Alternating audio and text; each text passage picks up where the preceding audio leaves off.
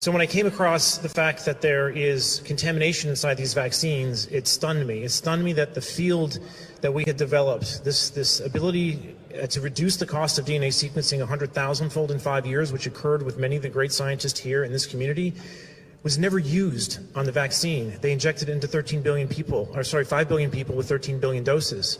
That's an enormous risk to the human population, to take something you've never sequenced, inject it into everybody, and hope things come out right. That might be the largest Darwin Award our species ever sees. When you understand what's in these vaccines, you'll come to recognize why. When we sequenced these, we found out there were still manufacturing DNA in these vaccines that were not supposed to be there, something that's known as an SV40 plasmid that is used in gene therapy that tends to integrate DNA into your genome.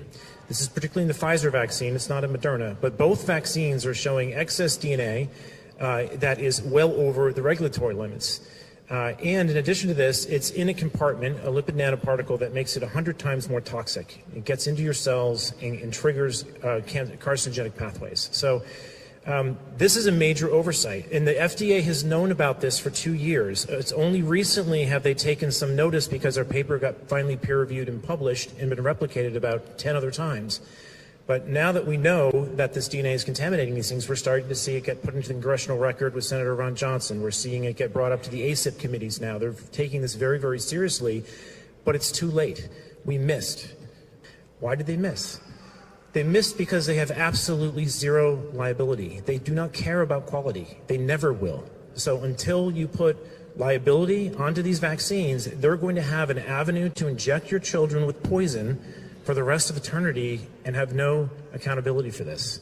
All right, this is absolutely manufacturing slop gone off the rails. This is something that absolutely needs to be addressed. The remaining time, I want to point you to Japan. Okay, Japan has gotten the most of these vaccines. 80% of them are vaccinated. 13% of the country has gotten 7 vaccines. They are at a stage now where the excess mortality in Japan, directly coincident with the vaccination program, is now greater than the tsunami in Hiroshima combined. They will never recover from this. You cannot be mandating liability-free experimental injections into other people. We cannot have an avenue where the government and pharmaceutical companies can collude to inject you with things that are never been quality checked.